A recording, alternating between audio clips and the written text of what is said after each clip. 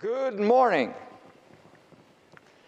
Well, the sun has risen above the old spires of Riga, and so the main stage is back. The second day is on. And we are here to start the discussion on the big data and the power. The data is not a new concept, but as technology has evolved, many actors have claimed that based on big data and machine learning and AI, they can do so many different things that were thought impossible just a few decades before. Predicting people's behaviors, seeing on how people or companies or markets will evolve. That is all claimed to be possible because of these new technologies and use of big data. But how much of that is true? How it reflects on a national power, how it reflects on a future of conflict, is things that we will be trying to unpack today in this panel, where I have luckily some in-presence presence of people, as well as some online presence of people. And to unpack this question, we have a tremendous group of people.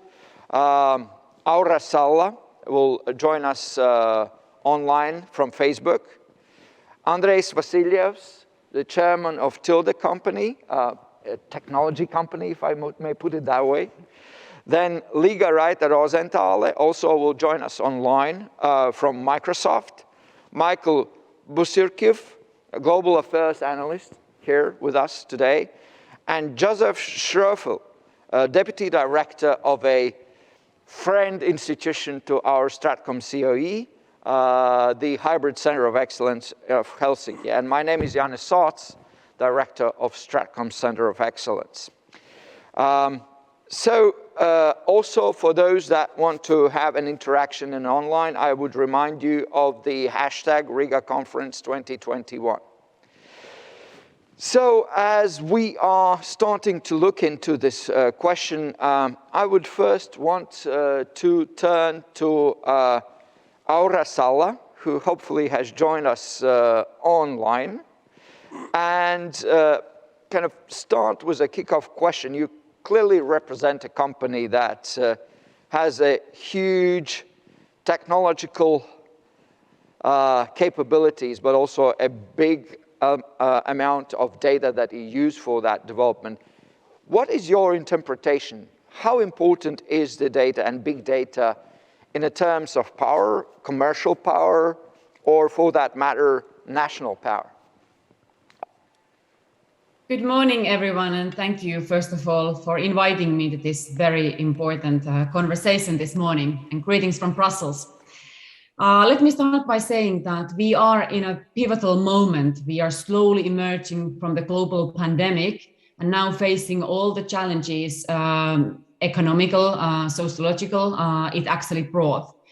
It's a great moment to sit down together like this and reflect on the roles and responsibilities of companies such as ours, sitting firmly at the intersection between technology and society. And data is pretty much in the center of this conversation. And let me say that, yes, we are a big company, and there is no doubt. And we have a big role to play. And we also have a huge responsibility what comes with that. Let me emphasize that we are taking this role and this responsibility with utmost seriousness. Since 2016, we have made a fundamental shift in the way we approach our work. Transparency and accountability are two driving concepts for our company. And privacy is built into everything we do. When we find problems, we fix them. When we hear problems, we fix them. And some news that we also hear, we have to remember that we are not the same company that we were 2016, 2017, or even 2020, because we are changing so rapidly.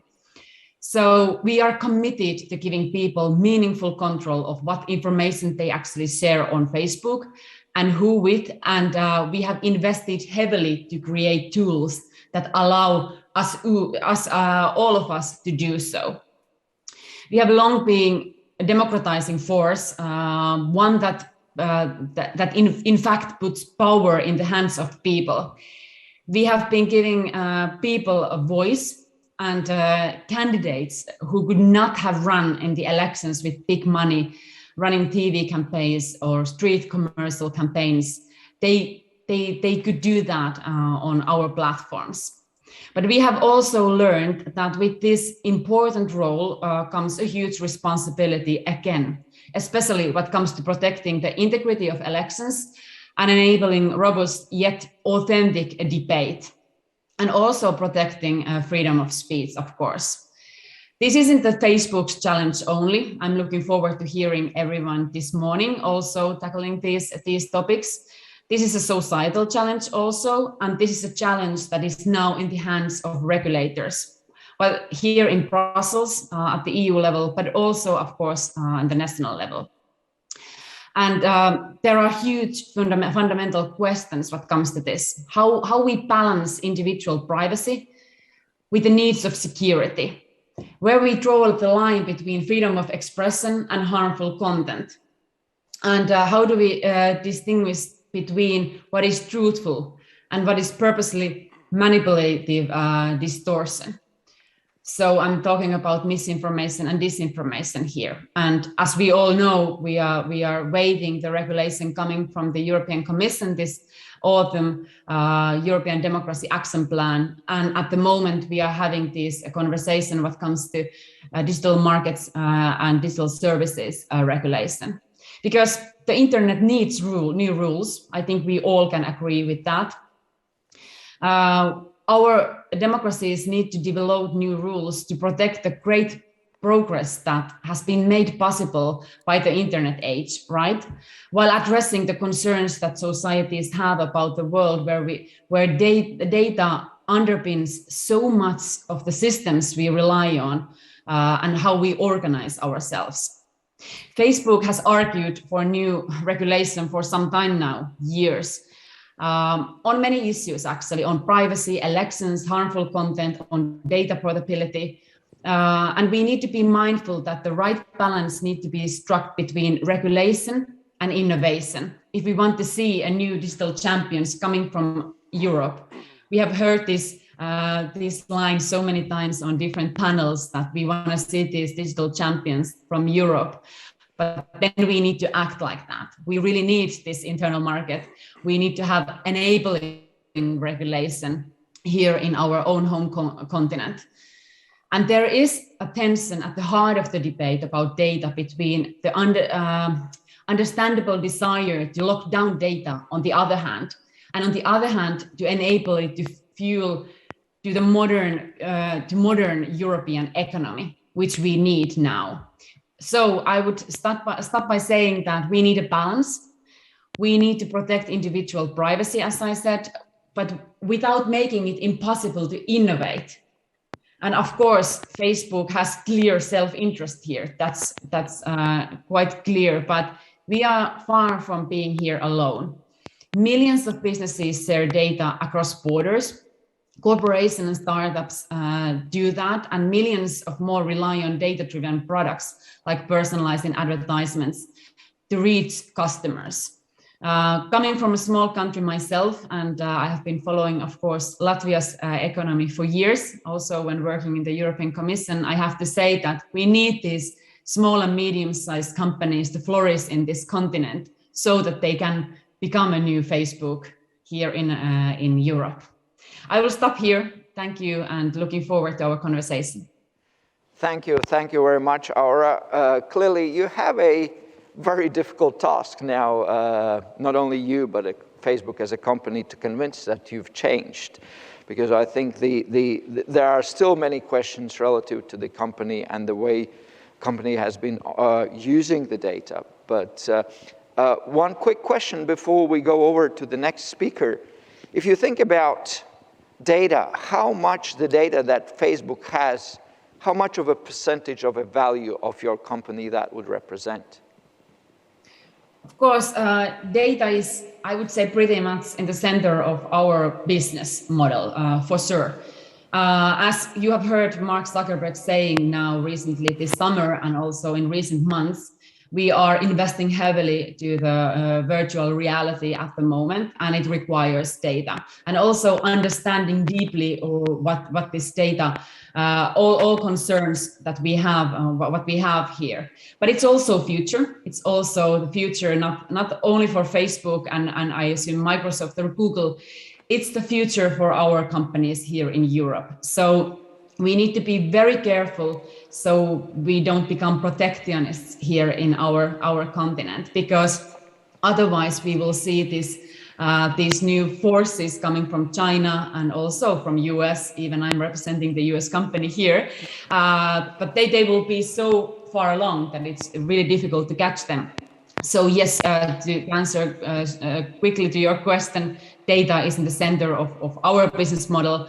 And it will be even more so now when we enter this new phase of virtual reality and innovating from there.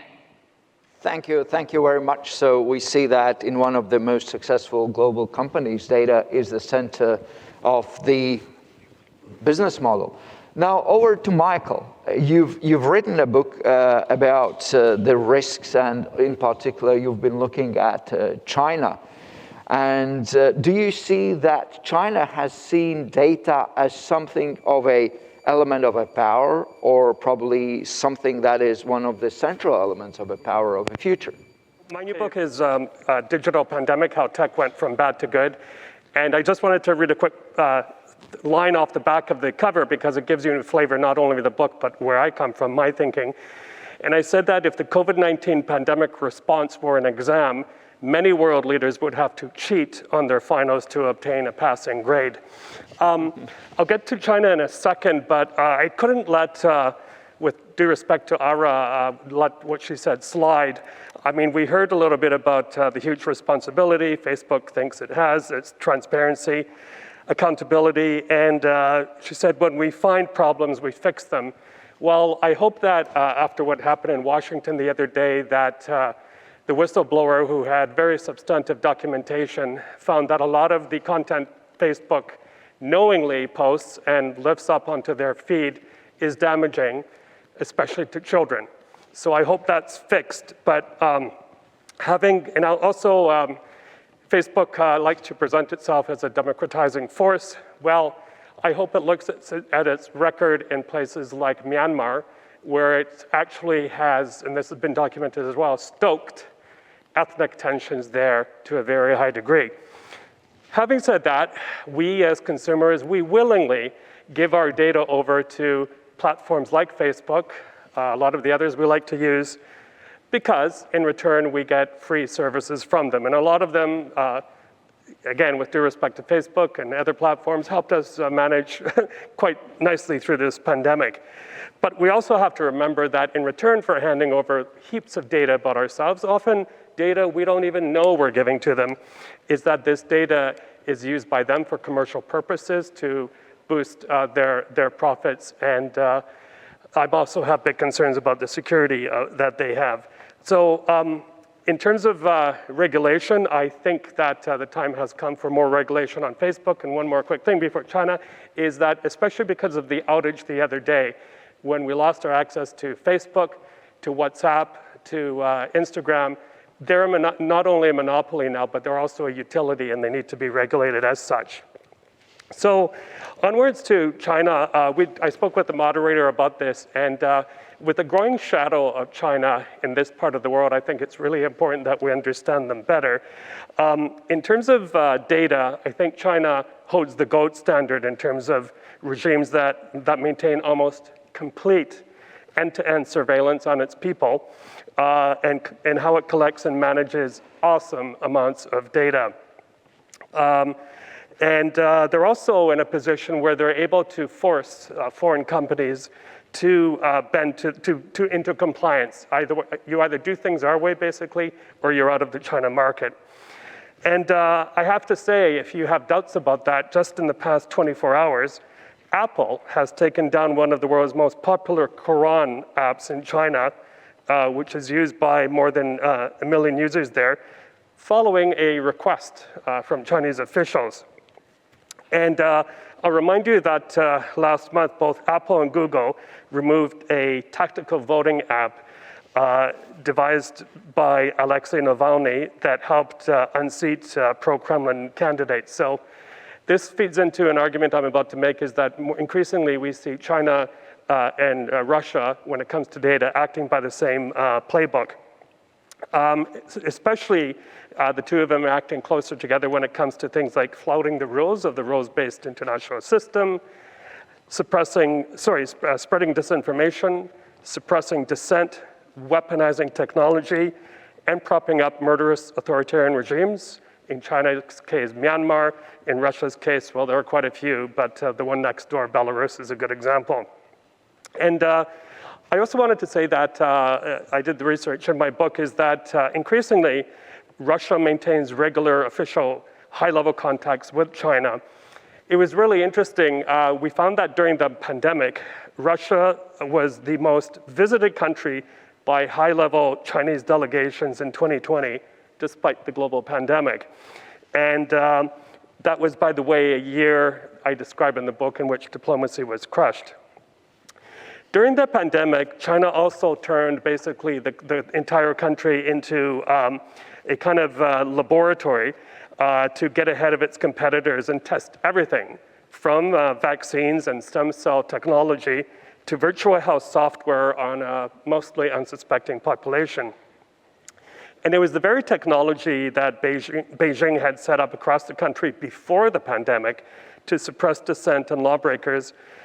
Surveillance cameras, monitoring software deeply embedded in the operating systems of mobile phones, which helped the state, ironically, manage its lockdowns during the pandemic. China, this will be familiar to many people in this part of the world. They even use sometimes you have to turn to low-tech solutions. They even use the low-tech solution of relying on party-loyal cadres and neighborhood leaders to help snitch on people who are violating lockdown rules. Also, I should say that Beijing benefited from a law they already had in place before the pandemic of requiring a face scan of anyone buying a mobile phone so that the state can better monitor each of its citizens. Now, in terms of collecting data, a huge help for China is that then and now, it has an unrivaled, and I mean unrivaled, network of CCTV cameras dotted across the country. It's estimated that they have almost 600 million cameras that watch citizens day in and day out. And this includes cameras in people's front doors and sometimes even inside their house. And that number adds up to, these electronic eyes up to 7 times more surveillance cameras than are operating in the United States. And of course, they're part of a crucial, vast national database, which assigns social credit scores to people based on their conduct and every little interaction with the system. This technology is so advanced that, say if you're a jaywalker in Shenzhen, China, it monitors people so closely that even before they reach the other side of the street, it's already detected that they've broken the law. It's already fined them from their WeChat app. And it's also, in some cases, put their name on a huge bulletin board to shame them. So that's pretty incredible. So these surveillance capabilities, I'm about to wind up, is a huge source of pride for the Chinese government. And it's also begun to export this technology to like-minded nations and leaders. I mentioned Myanmar a second ago. Well, Chinese technicians were reportedly spotted in Myanmar shortly after the February 2021 military coup to bolster the junta's nationwide crackdown. And in Southeast Asia, Chinese technology is so deeply embedded, so predominant in everything from ride-hailing apps to mobile phones that millions and millions of people in Southeast Asia go from morning to night using Chinese software and technology unknowingly. So, in other words, the global spurt towards digitization accelerated by COVID-19 may turn out to be actually a huge benefit to China, particularly as it ramps up exports of technology. Finally, I wanted to make a point going back to the news item I mentioned about Apple removing one of its most popular apps from the China market. In my book, there are 25 future-gazing predictions at the end of what the new normal will look like. Well, let me tell you what the new normal will look like in China when it comes to tech firms, data firms operating there, is that more and more brands doing business in China will be pressured to back away from social activism, keep silent on human rights abuses, and avoid criticism of the Chinese government, even if it risks giving up significant market share in the West. Finally, I wanted to, I know there's a representative from Microsoft coming up. I really wanted to compliment Microsoft for taking the very brave and bold decision of shutting down LinkedIn in China. By the way, LinkedIn was the only, had the only chat messenger app that from the West that actually works in China. Now that they're gone, that is also going to be gone. But the big reason they took a step back from the China market is that it was proven that LinkedIn was blocking the profiles of some journalists. And also, Chinese intelligence services were using LinkedIn, this was documented by the Wall Street Journal, to recruit spies in the United States. So a lot of controversy concerning that particular platform. So I'll just stop there. And well, thank you very much, Michael, for that quite disturbing picture of how China uses data, and essentially what I take it from the data and amassing of a data is an element of a control. Yes. And in that sense, I think that's an interesting thought to carry forward. Now, I'd like to turn to just commended by Michael, Microsoft Rīga. You have a slightly, as a company, different profile as Facebook does. So, but I will repeat the same question. How you approach data, how much importance does it carry to your business model? And of course, where you see data carries potential and where it carries risks. Rīga?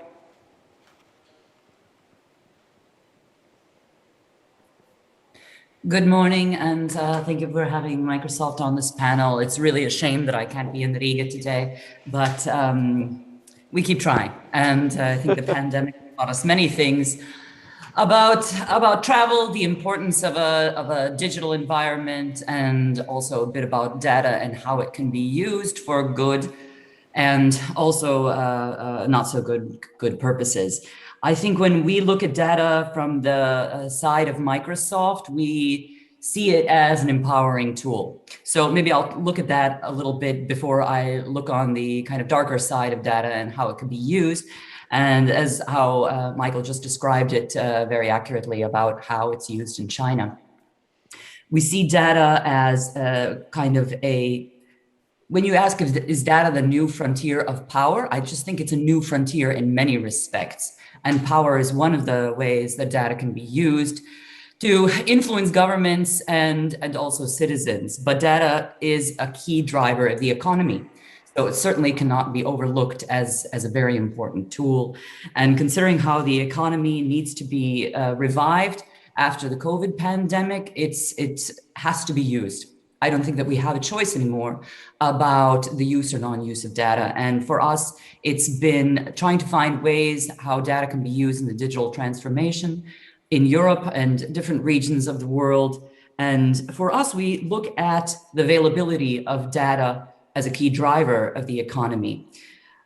When you look at governments or citizens or companies, it's the accessibility of data that determines the success of its use. And there's the good and bad of that. It's 70% of all data is held between US and China. So what does that mean for the use of AI in Europe and other countries? And how can we change that statistic so that data is more available for others for economic benefits? I think that we've looked at this in several ways. We try to make data as open possible with our open data campaign to bring the data to our customers. We use this through GitHub, which allows open source use of data. We release our data sets as much as possible to try to make its use available. But also behind all the use of data is our cloud services. And this has been a significant discussion within Europe on discussions on data sovereignty and where data goes and how it's used. Data is, a complex concept. How data is used, anonymized, filtered, transferred is one of the key topics of discussion. And Aura already identified that this is a very key issue on regulation in Europe. So we try to show how data can be used both for economic purposes, but also how we use data to identify how other countries are using the online space in malicious ways. We recently published the Digital Defense Report, which did identify how different countries are attacking each other in the digital space. So we see the power of data, not only how it can drive the economy, but it can also identify malicious behavior in cyberspace. So this is also key on how data can be used in different ways.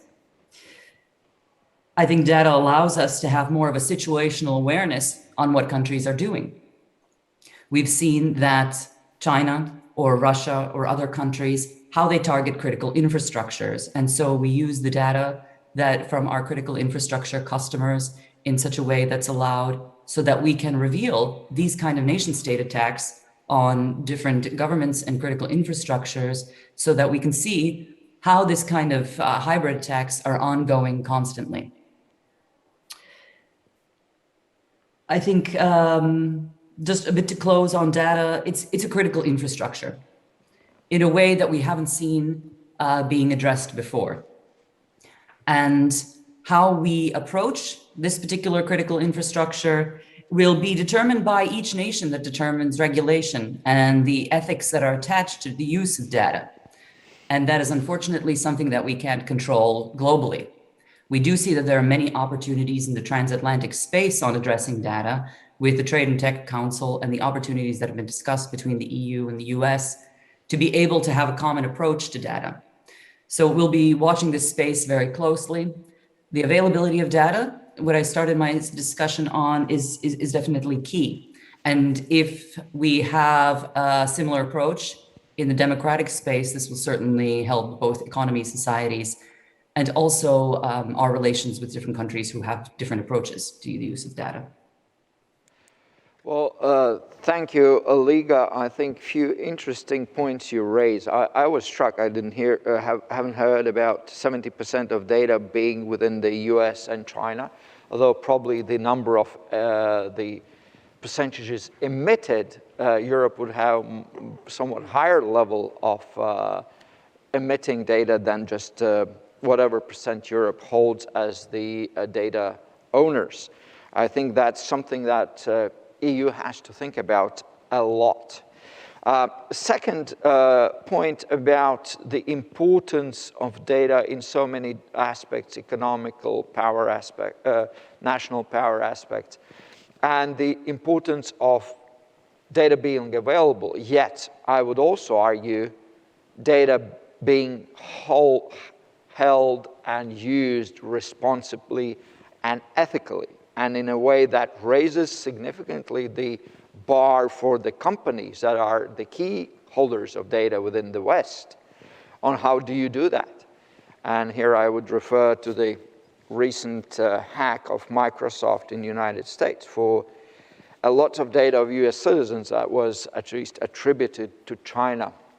And that is, of course, therefore, kind of pointing that it's not only the state's responsibility, but now beginning to be the company's responsibility to make sure that these kinds of things don't happen.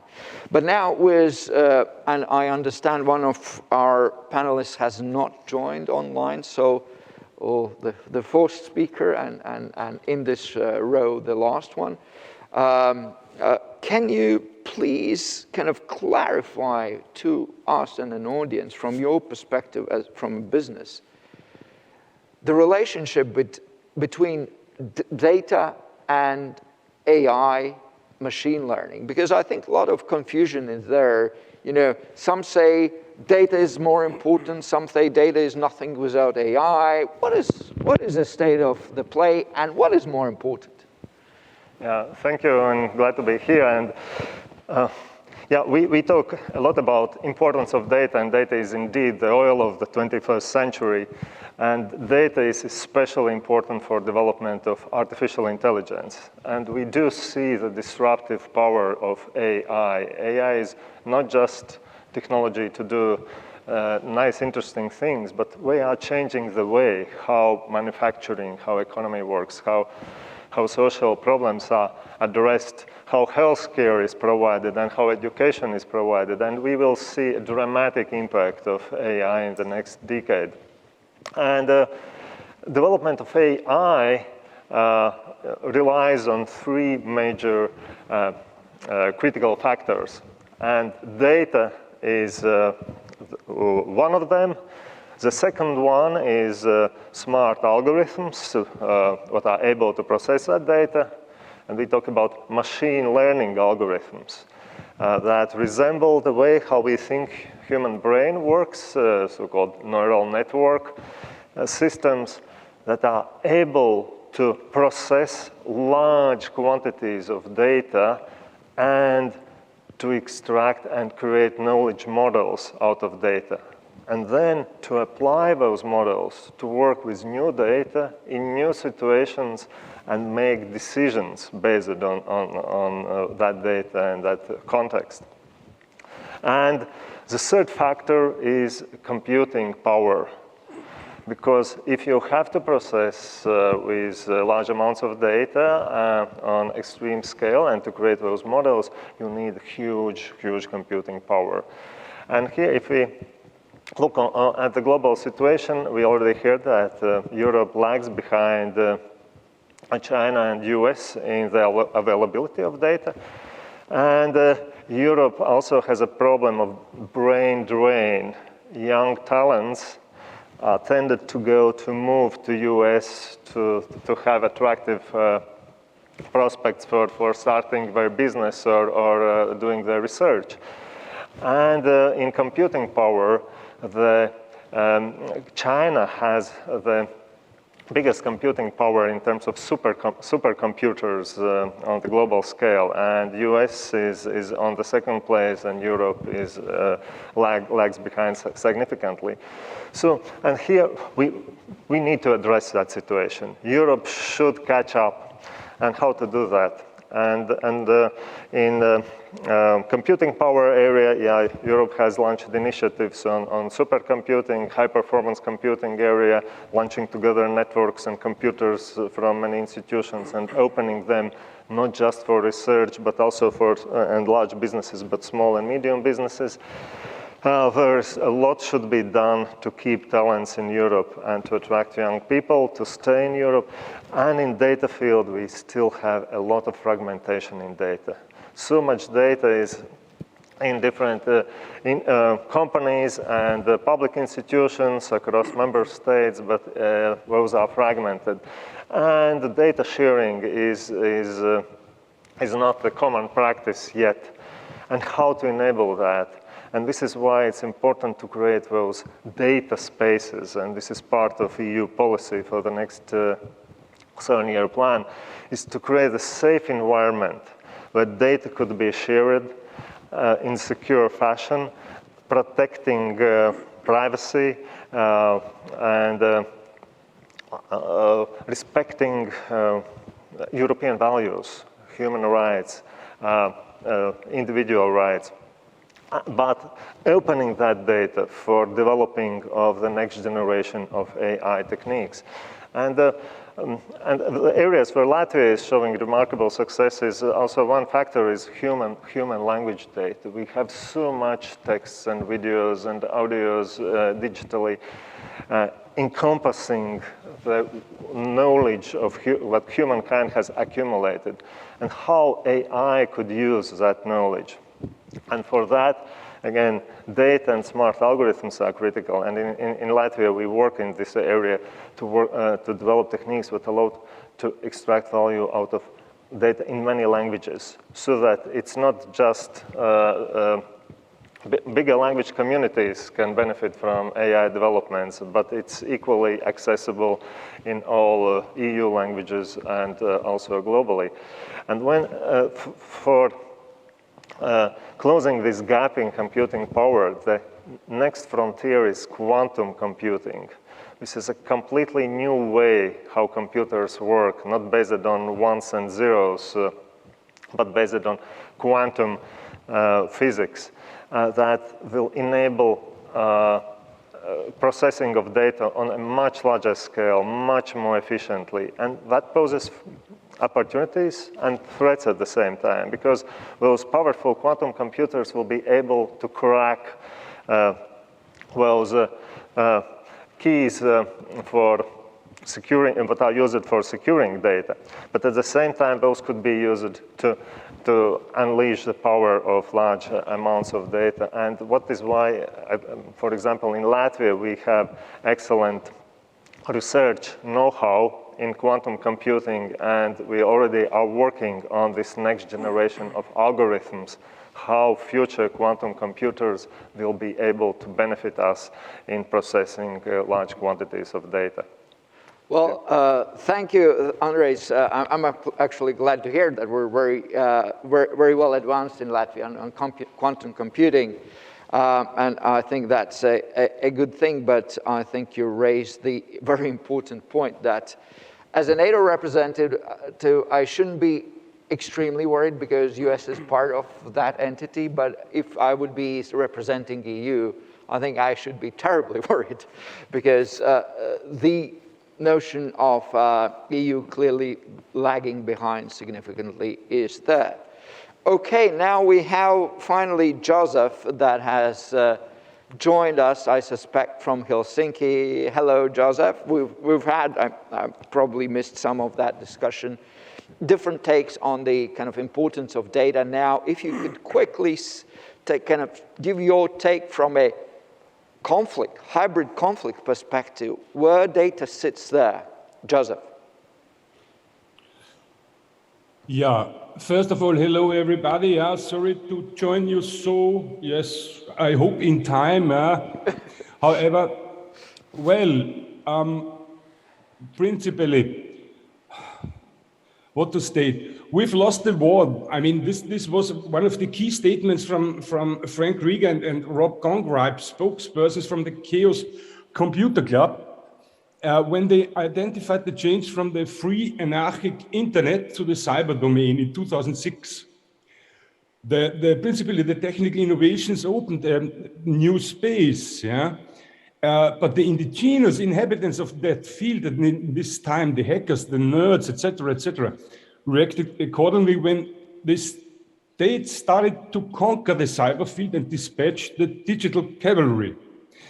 Let me bring very shortly to a point. I want to bring one point closer to you and thus emphasize, which in my opinion is the most important in increasing digitization. And that's data security as it. Yeah? The digital technology, big data, or also artificial intelligence means that vast amount of data can be collected and stored. Okay, this we know, yeah? This can be private information concerning individuals or organizations. It can be very difficult to keep this data safe. Just a very little single breach can mean vast amounts of private information going into the hands of criminals, terrorists, business rivals, foreign adversaries, or other malign entities. But the biggest problem what I see is we no longer understand the workings of the devices and the machines that we interact with on a daily basis. So the threat is principally that we have an increasing complexity of digitalization. So, for example, of attacks, yeah, of cyber attacks, whatever, yeah. And at the same time, we have an increasing degree of cross-linking all over, yeah. We have IP at home, we have IP in the mobility, in the industry, in the armed forces, everywhere, in command and control systems from the state, from armed forces.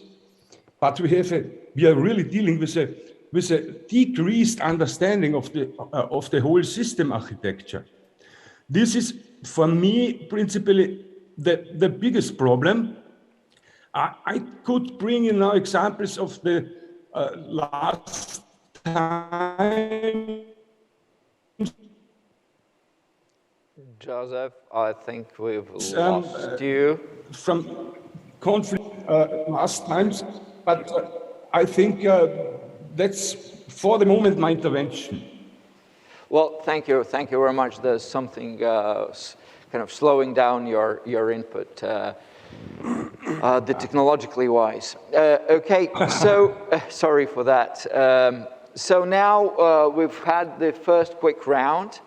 I think there is no big intrigue here. We see all of the panel basically by and large agrees. Data is immensely important for the future of power, where you are and how you are. So there are sets of questions, and while you kind of come up with your questions in an audience or online, I would pose one question to all of those who wish to respond. And do you feel the governments are prepared?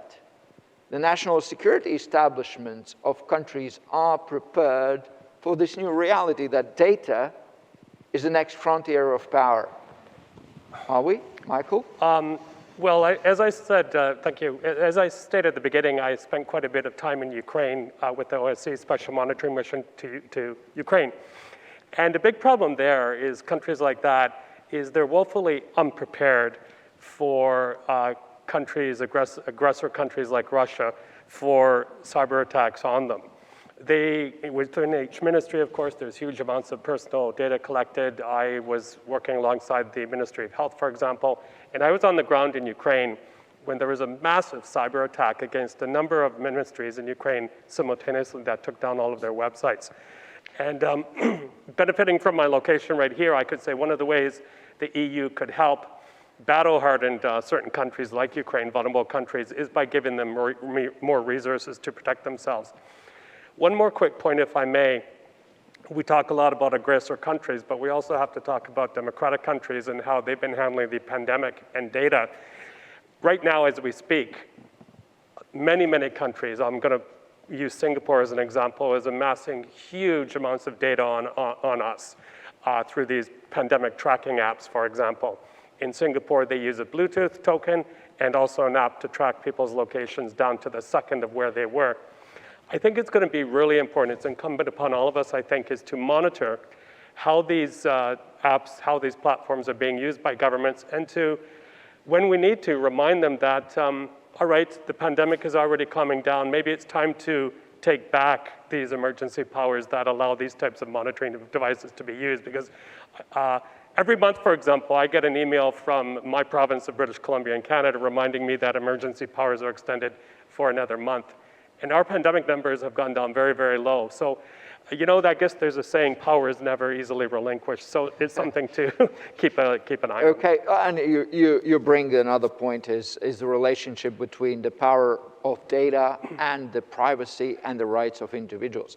But on this question of readiness of governments to the reality of data power, I see Liga and Joseph raising the hand. I'll first start with Liga.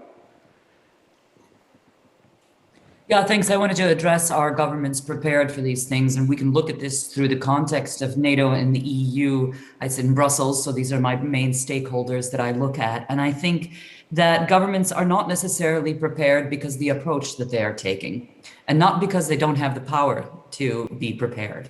When we look at crisis management approaches by the EU, industry has been put, if we look at the Joint Cyber Unit, which is supposed to address crisis management across the EU and to gather all resources to address cyber crisis. Industry has been put in a few years down the line as being involved in these processes. We see ourselves as a first responder, so putting ourselves as last in the crisis management structure is not necessarily the best way forward.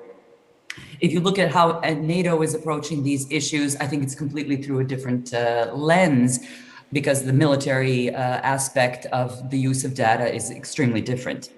There's many different possibilities that we've seen different countries using on the use of data that NATO certainly does not want to adhere to. with a new AI strategy, data exploitation approaches, and different issues under the emerging disruptive technologies agenda of NATO, we see that there is a willingness to try to be a bit more active in this space. The problem with governments is that they are quite slow in addressing these issues. So finding the speed at which to process the applicability of data for the decision-making they need to make, whether it be for military decisions or economic decisions, this is very difficult. So this has to be the initial issue addressed, and governments can't do it alone. The recognition of having to find the trusted partnerships that they need to be able to interact with industry in a fast and immediate pace is really where they should be putting attention a bit more. Thank you, Liga. Joseph, and then I'll have a few questions from the audience. I mean, regardless, for me, there are 3 points for consideration. First, the development of a fully societal or state approach to cover that threats. Yeah, that's the first. The second is digital resilience. Yeah, it would be valuable to build national or international digital resilience so as to combat, for example, also hybrid threats. Yeah? And the third is international cooperation to counter these challenges, state or not state actors. Yeah? NATO and the EU could give the member states competitive edge by supporting the development of a fully societal or state approach. Thank you very much. Thank you. Now, please, a question from the audience. Yanni. Yeah. Janis Kacic, International Security Advisor to the President of Latvia. With the rise of data, as we've heard just now, and the very fast development of artificial intelligence, does it still make sense to talk about free will? And if so, for how long? Thank you. Excellent question. I'll collect a few from the audience before we turn to the speakers. Please, Victor. Thank you. Victor Makaros. I work at the Ministry of Foreign Affairs, and I'd say great interest in digital issues. I have a question to Ms. Sala, but also perhaps to the rest of the panel. Ms. Sala, you mentioned that you want to put power in people's hands, and then you said that Facebook is working on this new augmented reality product that is basically going to be, well, gobbling up data. My question to you, Ms. Sala, is Facebook going to collect and use data from this augmented reality product? Virtual reality, I think. Virtual reality. I think it's, maybe Ms. Sala will tell. So are you going to collect and use data? And if you are, do you think that this product will put power in people's hands, or will it put power in the hands of Facebook and perhaps governments who will also love to use that kind of technology for their own purposes? Thank you. And the question to all of the panel is, would any of you want to have this device on you, around you, in your homes? Thank you. Well, I have to say, we're having that device and experimenting with that in our premises. Please, another question here. Donatas Rondovanskas from the Baltic Institute of Advanced Technology. So I wanted to ask, European Union tries to do a lot on privacy, human rights. You know, there are GDPR, also some code of practice, voluntary mechanisms on disinformation, and also artificial intelligence that will become regulations.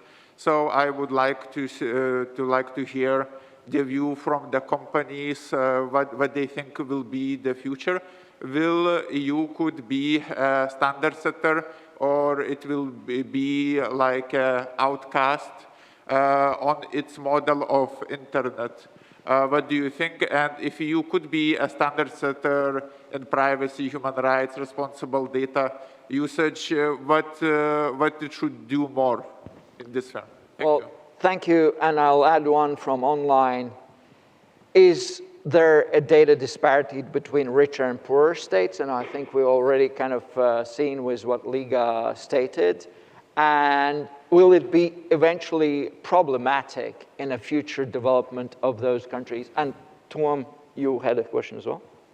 Yeah, okay, the last question, then we'll go back to the audience. Thank you. Excellent panel. My name is Toms Baumans. I'm former chairman of LATO. I have a comment and question, and the comment is about the Facebook. So if you sort of if you are embarrassed about Huawei phones and you put it on Facebook, they will censor you. I don't know why.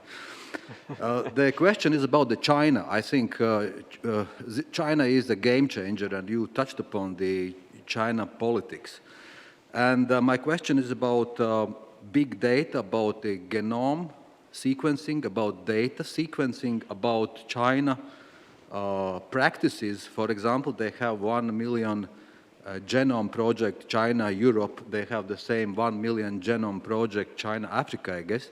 So they have established around 50 subsidiaries in different countries worldwide.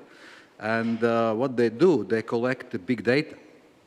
Well, that's normal practice, but we know these companies are controlled by the Chinese government, and you know what practices Chinese government are following. So when we have those companies also in Latvia, the business model is very simple. They offer cheaper technology, cheaper material, and they donate and they seduce by that, and this is government-sponsored business model. So what we do, at the end of the day, we'll be having all data available to Chinese government officials. For example, this year, Reuters was writing that Chinese are gathering data from women prenatal tests, and they have collected more than 1 million results of those tests. Well, some citizens might be very worried. How you comment on it? Thank you. Well, excellent question. Very little time left to respond, but I'll start with Aura. You had some direct questions to you, as expected, so please. Yes. Absolutely, yeah, this is a great question. First of all, let me say that if you go to read our terms and our data policy, you can find everything there, how we collect data, how we use data, and also like what comes to your private data, how we are handling that. So actually you can control what you share, how we use it.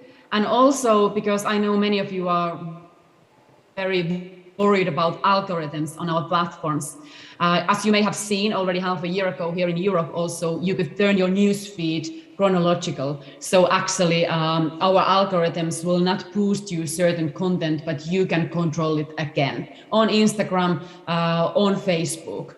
I know not many of our users do that, but you can really tailor make your own social media. And let me be very, very clear. We don't benefit in any way on hate speech or misinformation or disinformation on our platforms. And we have very clear terms and policies how we tackle this. And that's why we can take it down like 90, 96, 97% nowadays. And we publish everything online. You can find our reports on these. And let me also be very clear. This recent news that we have heard, even Frances, the whistleblower herself, admit that she has no direct knowledge of how our ad system works. And this information that you see, it's only drop in the ocean. So I would also very highly recommend to read research that we are making, because we want to keep our platforms clean. Our advertisers, our users, they don't want to see this hate speech there. They don't want to see misbehavioral there. So it's in our interest to make your experience on our social media platforms the most enjoyable. And we invest in technology, tools, and resources to improve data privacy, safety, and security every day. And we are turning into these EU regulators now. And also answering to your question beforehand, yes, the regulators, they are very slow at the moment. And if we don't see EU level regulation, what comes to AI, what comes to market, and what comes to social media, we will see that at the national level, and it will fragment our market here in the EU ever more. So we are asking for regulation because we don't think that it should be in the hands of the private company to make all these big decisions. However, we are making these decisions, and we are making it very clear on our terms and our data policy how we do that. Well, thank you, Aura. There's no time, but of course I would have some different data that you've claimed about success on your platform, especially versus the robotic engagements and etc. but no time, sorry, for the discussion here. Another time. Yeah, Liga. Quickly, I wanted to address the question by Jans Kažocinš, and one of the other questions, does it make sense to talk about free will? I think in this respect, it's most important where your data sits. We work with customers to put data in their hands, and we've developed the EU data boundary also to have more restrictions on where that data goes over time. I think here we have to work a lot to educate people on data and digital issues much, much more actively. And here we can do a lot more in Europe. And as far as Europe setting the standards, certainly, Europe is the regulatory power of the world. And while I've mentioned before that the approach by governments could use a bit of an improvement, on the regulation side, I think they're doing quite well to address the large scale of regulation that certainly is necessary to have the best approach to data. Okay, thank you. Andres? Yeah, first reflection on the last question about gene data. It's extremely sensitive data. If you have full information about your genetic code, about your DNA, it can dramatically affect your positions, for example, regarding insurance and other settings. And so, but this data is extremely important to develop new drugs, new healthcare procedures, and how to balance that. Privacy versus the need to share that data. And it's, I agree with you that it's very dangerous to be, especially for countries to be seduced by and lured in those kind of business deals to provide data in exchange of cheap equipment and some money. And when putting their citizens in a vulnerable position. And the answer is what Europe is doing. I mentioned it with data spaces to create an environment that is technically safe and legally protected and monitored to ensure that person rights are fully taken into account and could not be breached. And we have to follow this European approach. We should be very careful for these pseudo-attractive offerings. Thank you. Now over to Joseph. Well, maybe only one word. Yeah, I mean, there's you heard of a new artificial intelligence model developed in China, and it's called Wudao 2.0, and this is able to understand everything people are saying, for example. Yeah, also the grammar, and this is very interesting, but it can also recognize images and generate realistic pictures based on the descriptions. It can write essays, poems, books, as well as predict 3D structures of proteins, for example. Yeah? The development is very fast. We cannot stay behind it, yes. And there was a question if I want to have such a tool on my mobile. No, I don't want to have. Thank you very much. Thank you very much. Very succinct. Michael. Yeah, just 2 or 3 really short points. I don't mean to get into a stone-throwing match with our friend from from Facebook, but I have to say that not only during the pandemic, but for years and years and years, Russia has been using the Facebook platform, which is very widely used in Ukraine. A lot of people think it's the internet, to discredit vaccination. So if what you say is true, you remove 96, 97% of fake news or whatever, why is there millions and millions of posts still remaining there? The government officials there feel powerless to fight this thing. And by the way, China has also been using these platforms to discredit Western vaccines. In terms of regulation, I think in Europe, you set the gold standard with your GDPR, and that should be emulated in the United States. Data sequencing, genome project, very little ethics, of course, in terms of Chinese government policy. And we have to remember that companies like Huawei are very closely linked to the state.